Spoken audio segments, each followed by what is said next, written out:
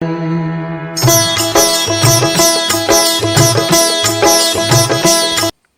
बंधुओं, शक्ति अनुराग चैनल में आपका स्वागत है, अभिनंदन है।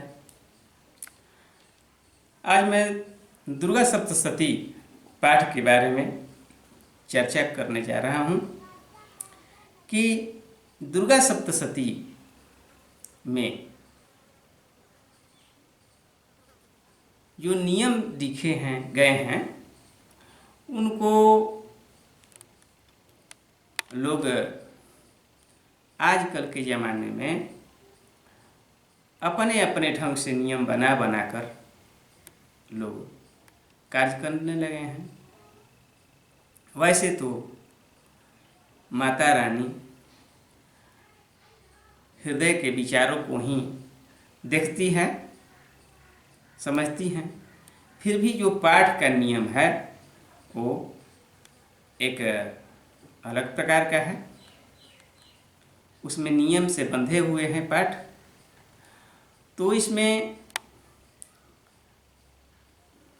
प्रथम चरित्र, मध्यम चरित्र और उत्तम चरित्र का पाठ होता है। और तीनों चरित्र जब मनुष्य प्रतिदिन पूर्ण करता है तो संपूर्ण पाठ कहलाता है। और जो इसमें 700 श्लोक होते हैं और सभी श्लोक को, मंत्रों को किसी विशेष कार्य के लिए मंत्र से जब बांध दिया जाता है, मंत्रों द्वारा आगे पीछे, तो इसमें 2100 मंत्र हो जाते हैं, 2100 मंत्र हो जाते हैं। और ये पाठ संपुष्ट पाठ कहलाता है। तो मैं लोगों की गलती पर विचार नहीं कर रहा हूँ, क्योंकि जो भी भक्ति जिस रूप में करेगा वो माता रानी खुद ही समझती हैं। और थोड़ा या अधिक भक्ति ही होता है।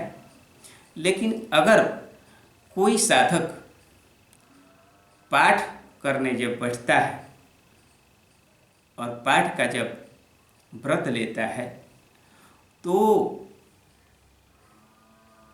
उनको पूर्ण रूप से शुद्धता पर विशेष ध्यान देना आवश्यक है।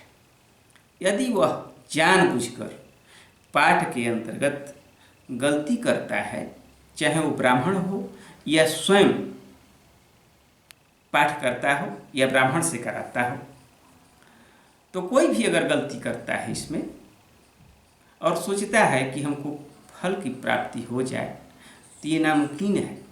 क्योंकि हमको बोलने में अगर थोड़ी गलत हो जाती है, उसके लिए हम क्षमा प्रार्थना कर सकते हैं। लेकिन जानबूझकर हम ब्रह्मचर्य का भंग करते हैं तो उसके लिए माता रानी बर्दाश्त नहीं करती हैं, उसका फल वो देती हैं और वह आदमी जीवन भर भोगता ही रहता है। इसमें कुछ संदेह नहीं है। अब भोग जो है 3 प्रकार के होते हैं, दैहिक, दैविक और भौतिक। तो कोई जो है आंतरिक भोग को भोगता है, कोई मानसिक भोग को भोगता है जो दिखाई हमको नहीं देता है, लेकिन वो दुखित रहता है। कोई संसार की बाधाओं से पीड़ित रहता है, भूत प्रेत, ये सब पीड़ाएं हैं। इस प्रकार से हमारे पाठ करने से हमारे घर की नकारात्मक ऊर्जाएं समाप्त हो जाती हैं। यदि हम प्रति वर्ष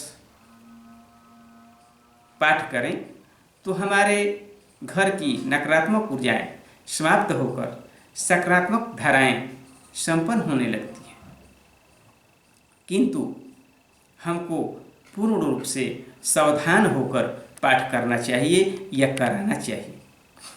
ब्राह्मणों को उचित दक्षिणा देना चाहिए और लोभ में कभी पाठ नहीं कराना चाहिए। आज देख रहे हैं कि बहुत लोग कई प्रकार से पाठ करते हैं।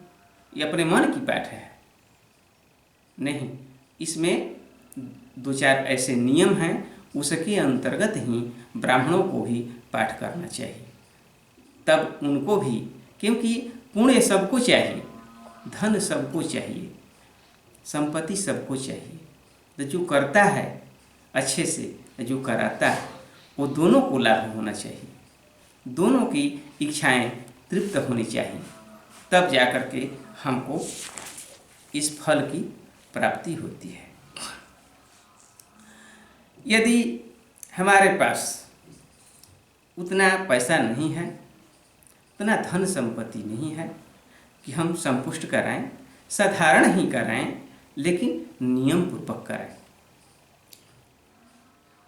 आगे भी विधान है कि कोई नवमी का पारण करता है, कोई अष्टमी का पारण करता है, लेकिन शास्त्रों में निर्णय सिंधु में सब महत्व बतलाया गया है कि किसको किस समय पाठ का समाप्त करना चाहिए और भोजन करना चाहिए, पारण करना चाहिए।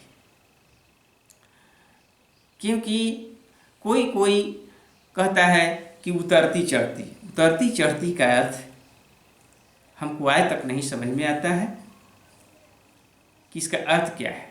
क्योंकि ये जो है कहीं नहीं लिखा गया है कि उतरती और चढ़ती।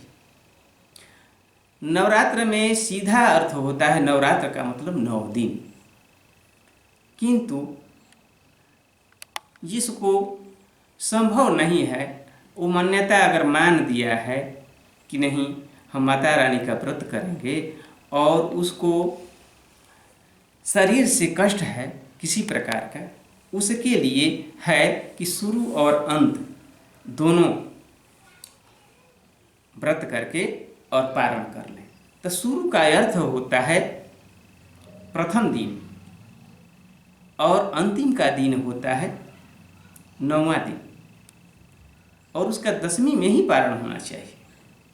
अब प्रश्न उठता है कि अलग अलग कार्यों के लिए अलग अलग दिन भी लोग भूखा करते हैं। इसके लिए अलग अलग विधान है, शास्त्रों में है कि केवल अष्टमी भी भूख सकते हैं, केवल नवमी भी भूख सकते हैं। वे सबके लिए नहीं है, वे साधकों के लिए है, क्योंकि वो साधना करता है। अष्टमी में उस देवी का साधन करके और वो अपना मंत्र जागृत करता है, उनसे सिद्धि प्राप्त करता है। वो नियम हमारे लिए नहीं है, सबके लिए नहीं है, वो साधक के लिए है। चाहे कि हम ही साधक हो या कोई भी साधक हो सकता है, लेकिन उस साधक के लिए साधन बनाया गया है, साधक के लिए। तो इस प्रकार से इनका पाठ जो है हम लोगों को बहुत से फायदेमंद है, लेकिन अगर हम नियम के तौर पर करें। कोई भी संसार की सिद्धियां जब नियम के अंतर्गत किया जाता है तब हमें पूर्ण फल देती हैं, अन्यथा वो फल से हमको वंचित रखती हैं। हमारा पूर्ण धन, संपूर्ण धन लग जाता है, फिर भी हम जो है कहते हैं कि हमारा ये कार्य नहीं हो रहा है। तो धन, मन और तन तीनों से हमको मजबूत होकर तब कार्य करना होता है। यदि धन न रहे, केवल मन ही रहे और तन भी न काम करता हो, तो केवल मन की इच्छा है तो माता रानी सब समझती है कि किसके पास क्या है, किसके पास नहीं है। केवल हमको मुंह से अपने व्याख्यान करने की कोई आवश्यकता नहीं होती है। अतः आज की कथा मैं इतना ही पर समाप्त करता हूँ। अगले वीडियो में फिर मिलूँगा।